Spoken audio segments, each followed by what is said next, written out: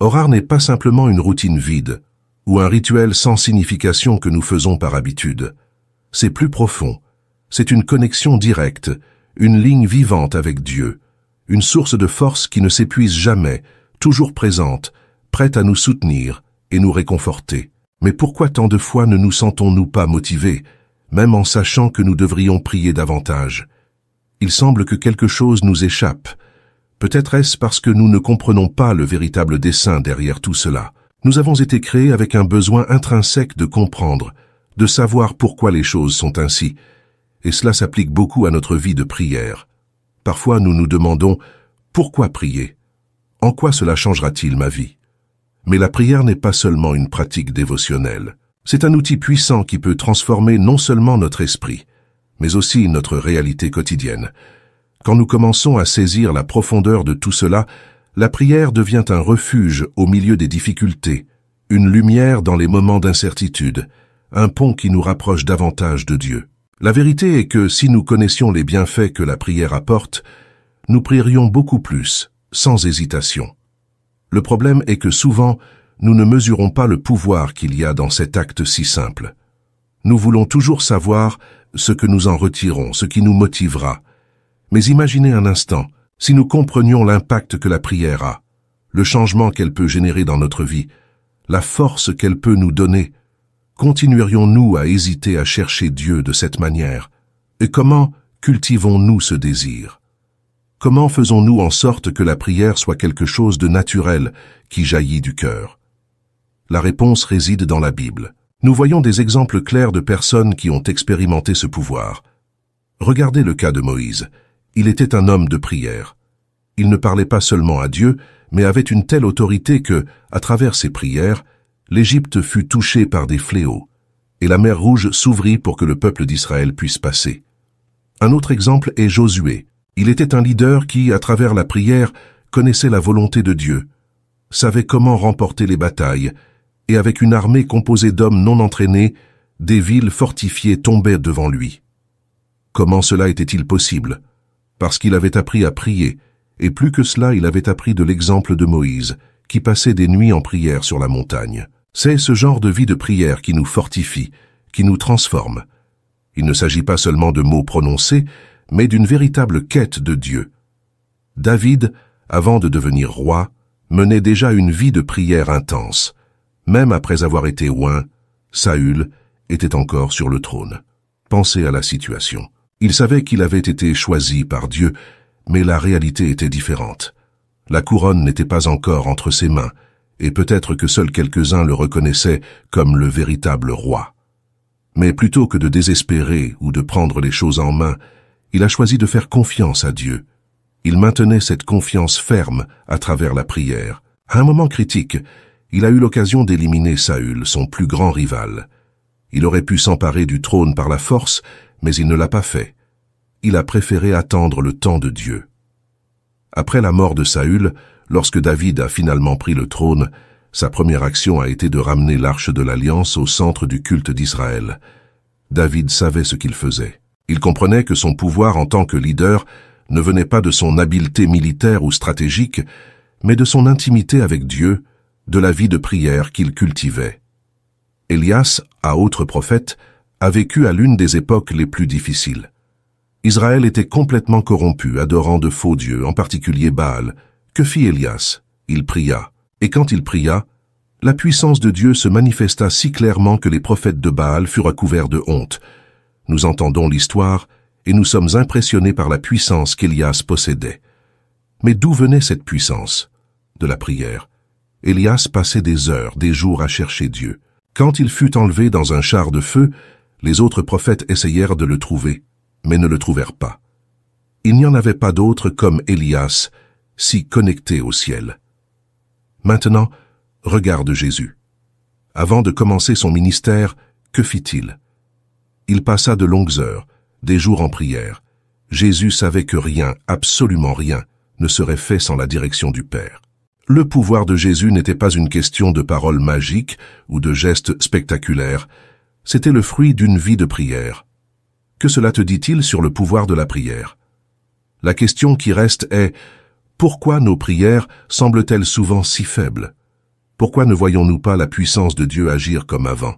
Si tu désires que ton église devienne un endroit où la puissance de Dieu se manifeste, si tu désires que ton quartier, ta ville, ton État ressentent la présence de Dieu à travers le ministère qui t'entoure, tu dois être prêt à payer le prix. Et quel est ce prix? C'est la prière. Si tu es prêt à plonger dans cette réalité, à rechercher une nouvelle dimension de la prière, alors prépare-toi à voir Dieu agir de façon que tu n'as jamais imaginée. Il n'y a aucune raison pour que les miracles n'aient pas lieu aujourd'hui. Il n'y a aucune raison pour laquelle les pécheurs ne peuvent pas être sauvés par l'Esprit Saint, comme cela est arrivé avec Charles Finet. As-tu entendu parler de lui? Dans une petite ville au nord de New York, l'Esprit Saint descendit de telle manière que même les hommes qui étaient dans les bars commencèrent de soudainement à sentir le poids de leurs péchés et tombèrent à genoux, demandant pardon et salut. Et qu'y avait-il de si spécial chez Finet? Qu'est-ce qui a rendu son ministère si puissant? Il n'aimait pas beaucoup en parler, mais tous ceux qui le regardaient le savaient. Finet a passé des heures et des heures en prière, en communion avec le Saint-Esprit. C'est ici que se manifeste le véritable pouvoir. Ici en Corée, nous constatons quelque chose de similaire. J'ai l'impression que nous ne sommes qu'au début d'un grand renouveau. Ce que Dieu nous a promis commence à s'accomplir. Ce qui se passe dans notre Église ne passe pas inaperçu. La nation tout entière sent déjà que Dieu agit, faisant bouger des choses qui semblaient auparavant impossibles. Ce que nous vivons actuellement n'est pas comparable à ce que nous verrons dans le futur, si nous restons fermes et fidèles. La puissance de Dieu ne se limite pas aux guérisons ou aux délivrances dont nous avons été témoins, ni aux conversions massives dont nous avons été témoins, mais à l'environnement spirituel dans lequel nous sommes immergés. Quand je parle de ciel ouvert, c'est ce que je pense. Un pays où les cieux sont ouverts possède une liberté spirituelle que les autres n'ont pas. La prédication de l'Évangile se déroule plus naturellement, plus facilement. Il y a moins de résistance spirituelle, le niveau de foi est élevé, et le mal ne trouve pas autant d'espace pour agir. Mais ce n'est pas le cas partout. Dans de nombreux pays, la situation est complètement différente. L'opposition est intense. Les forces du mal qui s'élèvent contre l'Évangile rendent tout plus difficile, non seulement pour ceux qui prêchent, mais aussi pour ceux qui écoutent. Et cela transforme le travail du ministère en un véritable champ de bataille. Ici en Corée, les choses sont différentes. Je ressens une énorme aisance lorsque je prêche. Ce n'est pas que le travail soit moins sérieux, mais c'est que le Saint-Esprit agit si clairement que lorsque je parle, les gens réagissent immédiatement. Avez-vous déjà réfléchi à la raison pour laquelle cela se produit? Pourquoi est-il si naturel que les pécheurs se convertissent, que leur vie soit transformée? La réponse est simple, c'est la prière. Mais ce n'est pas n'importe quelle prière. C'est une prière constante, fervente, qui crée un environnement où la puissance de Dieu peut couler sans obstacle. Cette atmosphère nous accorde non seulement un pouvoir collectif, mais elle transforme également le pouvoir de chacun, de manière individuelle. Dans mon ministère, par exemple, j'ai appris que je ne peux rien faire sans une dépendance totale à l'Esprit Saint. Ce n'est pas ma capacité personnelle, mon charisme ou ma force qui fait que les choses se réalisent. Ce que je vois dans mon ministère, les guérisons, les miracles, les foules touchées, tout est l'œuvre de l'Esprit Saint. Et plus j'apprends à dépendre de lui, plus je vois la puissance de Dieu se manifester. Comment pouvez-vous diriger une église avec près de 400 000 membres, tout en voyageant dans le monde, en assistant à des conférences mensuelles et en étant dans un programme de télévision diffusé sur 3 continents? Comment concilier tout cela et avoir encore du temps pour prier avec les gens, aider ceux qui viennent chercher de l'aide? La réponse n'est pas en moi, c'est l'Esprit Saint. Depuis que j'ai consacré ma vie à la prière, des choses extraordinaires se sont produites. Des gens qui étaient abattus se relèvent, des boiteux marchent, des aveugles voient. Mais ce n'est pas parce que je suis spécial. Je n'ai rien de différent. Dieu n'a pas de favori. Ce qu'il fait à travers moi, il peut le faire à travers n'importe qui. Alors, qu'est-ce qui manque? La disposition à payer le prix. Nous pouvons tous avoir ce pouvoir par la prière. Tous. Mais nous devons ajuster notre attitude, notre façon de voir les choses. Nous voulons voir ce pouvoir agir. Mais sommes-nous prêts à faire ce qui est nécessaire? Dans Matthieu, Jésus dit quelque chose qui change tout. Quand certaines personnes ont commenté sur Jean-Baptiste, après qu'il a été emprisonné, Jésus a fait une déclaration inattendue. Il a dit que parmi ceux nés de femmes, Nul n'était plus grand que Jean-Baptiste, et pourtant, le plus petit dans le royaume des cieux est plus grand que lui. Ça vous fait réfléchir? Comment quelqu'un peut-il être plus grand que Jean-Baptiste? Jésus pointait vers une réalité que beaucoup ne comprennent pas. Cultiver le pouvoir spirituel n'est pas quelque chose qui se produit automatiquement. Depuis les jours de Jean-Baptiste, Jésus a clairement indiqué « Le royaume des cieux nécessite de l'effort, de la détermination, un profond désir de chercher Dieu. » Ce n'est pas quelque chose qui tombe entre les mains de ceux qui attendent sans bouger. Nous devons en effet persévérer, lutter dans la prière, si nous voulons voir le pouvoir de Dieu se manifester dans nos vies. Ce type de prière n'est pas occasionnel. Ce n'est pas quelque chose que nous faisons de temps en temps, quand nous avons du temps libre. Cela exige de la discipline, et la discipline exige un choix, prioriser le temps, réorganiser la vie. Qu'est-ce qui interfère le plus avec ta routine de prière? Qu'est-ce qui t'empêche de prêter l'attention nécessaire à cela? Car la vérité est la suivante. Si notre attitude est alignée sur la volonté de Dieu, si nous décidons de placer la prière au centre, la grâce de Dieu nous aidera à atteindre cette récompense. La prière, mes frères, n'est pas simplement une pratique. C'est la base de tout, l'essence du renouveau, tant dans le cœur individuel que dans la vie d'une église. As-tu remarqué à quel point il est difficile pour beaucoup de gens de prier pendant plus que quelques minutes? Combien de personnes parviennent réellement à rester en prière pendant 1 heure? Même les propres disciples de Jésus ont échoué en cela. Au mont des Oliviers, Jésus leur a demandé de veiller avec lui 1 heure, mais ils n'ont pas réussi à le faire. Jésus a commencé son ministère par la prière. Il a passé 40 jours en jeûne et en prière, et ce n'était pas quelque chose d'occasionnel. Toute la vie de Jésus a été marquée par une dépendance totale de Dieu à travers la prière.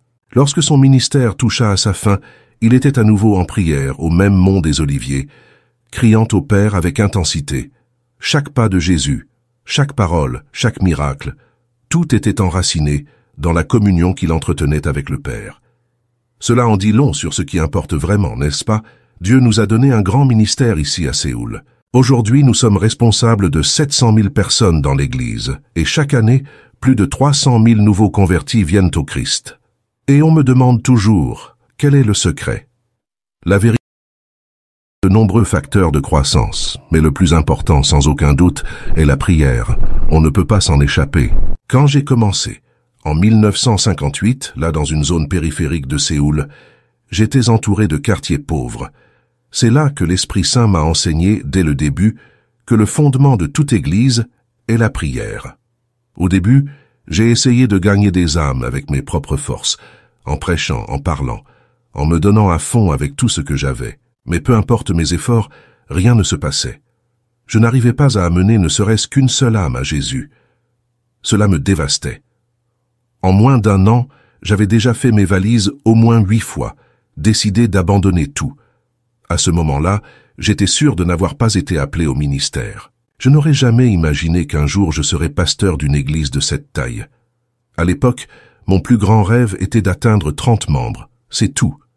Mais c'est là que Dieu a commencé à m'enseigner quelque chose. Il ne s'agissait pas de ma capacité, de mes paroles ou de mes efforts.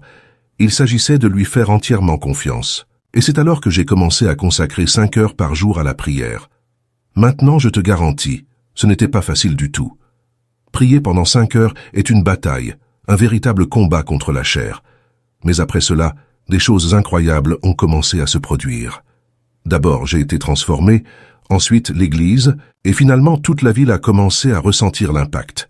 En 3 ans, 600 personnes sont venues au Christ. Nous avons pu construire une belle Église. En 1961, nous avons déménagé dans la ville de Séoul. À ce moment-là, nous étions 600 personnes et nous rêvions déjà de construire une église au cœur de la ville. Les gens se moquèrent de moi. J'étais jeune, inexpérimenté, avec des idées qui semblaient impossibles. Mais une fois de plus, j'ai cherché refuge dans la prière et Dieu a commencé à agir. Ma belle-mère a joué un rôle clé dans ce processus. Pendant que je priais, elle veillait à ce que je ne sois pas complaisant. Elle me réveillait à 4h30 du matin, me rappelant l'importance de la discipline dans la prière. Et c'est ce dont nous avions besoin, de la persévérance, de l'insistance, une recherche continue. En Corée, nous avons une tradition qui peut paraître étrange à certains. La prière commence tôt, très tôt, à 4h30 du matin. Ce n'est pas seulement un choix, c'est une discipline que nous pratiquons ici. Le pasteur ne doit jamais se lever après 7 heures. Je me souviens très bien de la façon dont ma belle-mère m'a aidé à maintenir cette discipline. Chaque matin, elle ne me permettait pas de dormir. Si j'essayais, elle mouillait simplement une serviette avec de l'eau froide et la frottait sur mon visage sans compassion. Je me suis assis sur le bord du lit, je l'ai regardée et j'ai dit « Maman, tu veux me tuer ?» Un jour, j'ai été réveillé par la sonnerie du téléphone. J'ai répondu un peu endormi. À l'autre bout du fil, il y avait elle, ma belle-mère. Ici, dans notre culture, lorsque la belle-mère appelle, le gendre sait déjà que quelque chose ne va pas. Elle a été directe. « Qu'est-ce que tu fais ?» J'ai répondu toujours somnolente. « Je dors, maman. » Elle, sans détour. Endormie. Comme c'est embarrassant. Nous vous attendons depuis 30 minutes. Il est déjà 5 heures. Nous commençons à douter que vous soyez toujours chrétien. J'ai ressenti un frisson. Je me suis levé du lit, j'ai couru aux toilettes, je me suis brossé les dents, je me suis peigné les cheveux, et j'ai pris la Bible. J'ai couru vers l'église, où tout le monde m'attendait déjà. Je suis arrivé en courant, je suis monté en chair. Mais quelque chose d'étrange s'est produit. Toute l'église s'est mise à rire. C'est alors que j'ai réalisé, je portais un pyjama. J'ai tellement couru que je ne m'en suis même pas rendu compte. Mais malgré toute cette confusion, Dieu était présent. Ces matinées de prière intense ont commencé à tout changer. Et à mesure que je me livrais davantage à la prière, j'ai vu les chrétiens autour de moi commencer à faire de même. Partout en Corée, les gens ont commencé à s'unir dans la prière. Aujourd'hui, les réunions de prière du matin ne sont plus seulement une habitude, ils sont une véritable expression de la foi. Dans mon église, par exemple, les veillées du vendredi soir rassemblent plus de 15 000 personnes. Ce sont des nuits consacrées à la prière, et cela s'est répandu dans toute la Corée. Nous avons des montagnes de prière, où des millions de personnes vont chercher Dieu, jeûnant, priant pendant 3 jours, 7 jours, voire 40 jours. Et que s'est-il passé? Satan a été vaincu, ses plans ont été contrecarrés, et des millions de personnes se tournent vers Jésus. Je crois profondément qu'à l'aube du nouveau millénaire, la Corée deviendra l'une des nations les plus fortes du christianisme. Tout cela n'est possible que parce que les gens se prosternent en prière. Qu'est-ce qui empêche que cela se produise ailleurs? Si chacun se mettait devant Dieu à genoux, le cœur ouvert, il ne fait aucun doute que nous assisterions à un grand mouvement. Dieu veut se rapprocher de nous, mais sommes-nous prêts à nous rapprocher de lui? Tout comme vous désirez être proche de ceux que vous aimez, comme votre conjoint ou vos enfants, Dieu veut aussi cette communion. Il veut que nous le recherchions, que nous passions du temps avec lui. Mais si nous ne sommes pas disposés à satisfaire le cœur de Dieu, comment pouvons-nous espérer qu'il satisfasse le nôtre? La prière est plus qu'une demande, plus que des paroles jetées au vent, c'est ce qui nourrit notre relation avec le Père. S'il y a quelque chose qui t'empêche de t'agenouiller et de chercher cette communion, qu'est-ce que c'est? Quelle est la barrière? Dieu s'est profondément attristé par de nombreux chrétiens et églises. La raison? Les pasteurs et les leaders sont de plus en plus focalisés sur la satisfaction des besoins des gens, mais oublient quelque chose de fondamental, les besoins de Dieu. Oui, Dieu a aussi des désirs, des aspirations, et il nous a créés chacun pour avoir une communion avec lui. Mais où échouons-nous? Nous donnons la priorité aux besoins des gens et négligeons ce que Dieu attend de nous. Et cela est erroné. Notre responsabilité principale dans cette vie n'est pas seulement de servir les gens, c'est avant tout de servir le Seigneur. Cela doit être le point central. Quand mon Église a atteint 300 membres, j'ai réalisé que j'étais à un carrefour. Les gens voulaient que je sois toujours présent, les visitant, les conseillant, priant pour eux. Et bien sûr, en tant que pasteur, je ressentais la pression de satisfaire toutes ces attentes, mais en même temps cela me consumait. Je n'avais plus le temps de chercher Dieu comme avant. Je m'éloignais de ce qui était le plus important. C'est alors que j'ai pris une décision qui a tout changé. Après beaucoup de prières, j'ai compris que je devais prêter plus d'attention à Dieu, même si cela signifiait décevoir certaines personnes. Beaucoup ont dit qu'ils quitteraient l'Église si je ne leur accordais pas l'attention qu'ils voulaient. Mais j'ai décidé. Je donnerai plus d'attention à Dieu. J'ai commencé à passer plus de 3 heures en prière chaque jour. Et étonnamment, c'est à partir de là que Dieu a commencé à bénir le ministère de manière abondante. L'Église a grandi comme jamais auparavant. C'est pourquoi j'insiste. Passe plus de temps avec Dieu. Satisfaire son cœur doit être ta priorité. Plus tu te consacres à la prière, plus tu expérimentes l'Esprit Saint. Il n'y a pas de plénitude de l'Esprit sans prière. Et si tu ne peux même pas passer 1 heure en prière, comment peux-tu dire que tu es rempli de l'Esprit? L'ennemi ne se soucie pas si tu fréquentes l'Église. En fait, il est tranquille si tu étudies la Bible. Mais quand tu commences à prier, c'est là qu'il est dérangé. Et quand tu pries avec plus d'intensité, il commence à causer des problèmes. Tu ne peux pas imaginer combien de difficultés il peut créer dans ton foyer, ton travail, tes relations, tout pour te décourager. Et pourquoi tant de gens aujourd'hui ne croient plus en la puissance de la prière? C'est un piège de Satan. Jésus a consacré plus de temps à chasser les démons qu'à tout autre type de ministère. Et si tu veux voir la puissance de Dieu se manifester dans ton église, dans ton foyer, c'est à travers la prière que cela se produira. Dieu connaît tes problèmes. Il sait exactement ce par quoi tu passes et il a le pouvoir de résoudre. Mais il attend que tu pries, que tu cherches la solution en lui. Ce n'est qu'à travers la prière que tu pourras atteindre tes voisins, tes amis, ta communauté. Dans mon église, nous avons 51 000 groupes de prière, chacun s'occupant de 5 à 10 familles en moyenne. Chaque leader amène 2 familles à Christ chaque année. Et ce que je leur dis est la même chose que je te dis. Établis un objectif.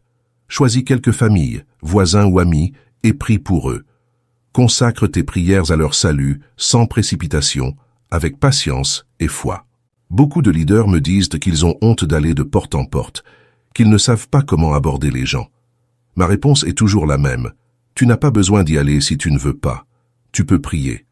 La vérité est simple. Si tu pries pour le salut de quelqu'un, Dieu commencera à toucher les cœurs. Choisis une personne ou une famille, concentre tes prières, et avec le temps tu verras des résultats. Pense, si chaque leader de mon groupe amène 6 personnes à Christ par an, avec 50 et 1 000 leaders, cela signifie plus de 300 000 nouveaux convertis chaque année. Nous ne faisons pas de grands événements ou de campagnes évangéliques grandioses. Notre focus est la prière. C'est pourquoi le Seigneur a ajouté des vies parmi nous. Dieu répond à la prière sincère. Il attend que tu te lèves et pries pour ceux autour de toi. Quelque chose que j'observe se produire tous les jours, en silence, est le mouvement de Dieu qui sauve des âmes. Il n'y a pas de tapage, mais des vies sont transformées. Et ce n'est pas quelque chose qui est enfermé en un seul endroit. Cela peut arriver en n'importe quel coin du monde. Cependant, ce que j'observe souvent, c'est que la plupart des gens ne savent pas ou ne peuvent pas prier pendant plus d'1 heure, et cela me préoccupe. J'encourage les membres de mon Église à consacrer plus d'1 heure par jour à la prière. J'appelle cette pratique la prière de Gethsémani. Je me souviens quand Jésus, dans le jardin, a réprimandé les disciples parce qu'ils n'ont pas pu veiller et prier avec lui pendant au moins 1 heure. Et je te le dis, lorsque tu commenceras à prier de cette manière quotidiennement, quelque chose de puissant se produira dans ta vie. Il est courant d'entendre des excuses. Les gens disent qu'ils sont trop occupés, qu'ils n'ont pas le temps. Mais si Jésus n'a pas accepté les excuses de ses propres disciples, pourquoi les accepterions-nous? Dans mon Église, j'ai 746 assistants pastoraux, tous très occupés bien sûr, s'occupant de 700 000 âmes. Malgré tout, j'exige qu'ils consacrent au minimum 3 heures par jour à la prière. Parce qu'avant de pouvoir prendre soin des gens, tu dois être devant Dieu. Le problème n'est pas que tu ne puisses pas répondre aux besoins de tous. Le problème est de ne pas passer du temps en prière avant d'essayer d'aider. Beaucoup de ceux qui entendent parler de ce que Dieu fait ici en Corée demandent « Comment cela se produit-il » La réponse est simple, la prière. Ici, les croyants expérimentent la puissance de Dieu et vivent cette puissance dans tout ce qu'ils font. Dans ma propre vie, j'ai été enseigné par Dieu à prier pendant plus d'1 heure. Et chaque année, lors de notre conférence sur la croissance de l'Église, nous accueillons des milliers d'étrangers qui viennent à Séoul. Le dernier jour, nous les conduisons tous à notre montagne de prière. Et c'est là que nous mettons en pratique ce que nous enseignons. Je suis toujours impressionné par l'impact que beaucoup ressentent. Lorsque nous arrivons dans la salle de prière, je leur dis « Maintenant, nous allons prier pendant plus d'1 heure. » Mais après 25 minutes, la plupart des Américains et des Européens ont déjà arrêté de prier. Ils s'allongent par terre, regardent autour d'eux, comme s'ils ne savaient plus quoi faire. Je leur dis « Continuez à prier » et la réponse que je reçois est « Nous avons déjà assez prié, nous ne savons plus quoi dire » Et voici le point crucial. Pourquoi n'avons-nous plus rien à dire à Dieu? Pourquoi nous manque-t-il les mots pour parler à notre Créateur? Le problème réside dans le manque de structure, de direction. Lorsque tu n'as pas de plan de prière, il est évident que la conversation se tarira rapidement. Imagine que tu es en conversation avec quelqu'un, peut-être pendant 1 heure entière, et que la discussion se termine après 10 minutes. Ce serait très gênant, n'est-ce pas? Il en va de même pour la prière. Si nous n'avons rien à dire, la communion avec Dieu devient monotone et même inconfortable. La solution? Nous avons besoin d'une forme, d'un plan. Dieu m'a enseigné cela. J'ai appris à prier pendant plus d'1 heure parce que, tout comme tu entraînes ton corps, tu peux entraîner ton âme à le faire. J'appelle cela ma course à la prière. J'ai toujours aimé courir, et cette leçon m'est devenue claire lors d'un voyage à Strasbourg. Dans une aube silencieuse, je me suis réveillé avant que le monde ne commence à se réveiller. Il ne s'agissait pas de chercher du réconfort dans les prières, mais plutôt d'affronter la ville vide de mes propres pas. Chaque rue semblait murmurer des secrets au fur et à mesure que je marchais, quand soudain, une vive douleur éclata dans ma poitrine. L'impulsion était de m'arrêter, de m'allonger sur l'herbe humide et de combattre l'air qui insistait pour ne pas coopérer. Ce moment m'a coupé le souffle et, d'une certaine manière, m'a appris les limites invisibles que nous portons. L'existence nécessite plus qu'un simple mouvement, nécessite une préparation silencieuse. Tout comme le corps, l'essence demande aussi des soins. Sans une base solide, même les gestes les plus sincères peuvent s'épuiser et devenir de simples routines vides de sens. La nécessité d'un accompagnement ferme est devenue évidente, non pas comme un choix mais comme une exigence, pour que chaque moment de connexion transcende la banalité. Durant ces heures de vulnérabilité, j'ai compris que la vraie force réside dans la constance et l'intention. La prière, loin d'être un rituel mécanique, doit être un espace où l'âme se retrouve véritablement, où chaque parole a du poids et du sens. Il ne s'agit pas de scander des phrases dénuées de sens, mais de rechercher une présence authentique, une protection qui dépasse le visible. En réfléchissant aux histoires anciennes, je me souviens du tabernacle qui servait de refuge et de point de rencontre entre le divin et l'humain. Aujourd'hui, cette structure symbolique se déploie de manière plus intime et personnelle. Chaque individu porte avec lui un sanctuaire, un lieu où l'essence se révèle et se renouvelle. Le culte ne se limite pas à un espace physique, il se manifeste partout où nous sommes, transformant chaque instant en une opportunité de communion. Les enseignements du passé résonnent comme des échos de vérités plus profondes, nous invitations à un voyage intérieur. L'autel qui abritait autrefois des sacrifices se trouve maintenant représenté dans un geste plus sublime et éternel. La croix, symbole d'abandon et de rédemption, déviant le point de départ pour une dévotion qui cherche non seulement à exalter, mais à transformer. Ainsi, chaque prière se déploie comme un acte de abandon, une quête incessante de sens et de but. Il n'y a pas de garantie de clarté ou de facilité, seulement la certitude que chaque moment consacré à cette connexion est un passage significatif dans la traversée de l'existence. Partagez cette vidéo bénie pour qu'elle puisse toucher et aider d'autres personnes comme vous et moi. Vous voulez approfondir encore plus la foi et la prière? Téléchargez notre e-book exclusif sur comment renforcer votre spiritualité en ces temps actuels. Le lien se trouve dans les commentaires ci-dessous. N'oubliez pas de cliquer sur le bouton s'abonner si ce n'est pas déjà fait. Merci beaucoup du fond de mon cœur de faire partie de notre communauté de foi. Si vous souhaitez soutenir un peu plus notre chaîne, envisagez de devenir membre. Voici 2 autres vidéos pour que vous puissiez poursuivre votre cheminement spirituel et votre croissance dans la foi. Merci et que Dieu bénisse à tous. À bientôt.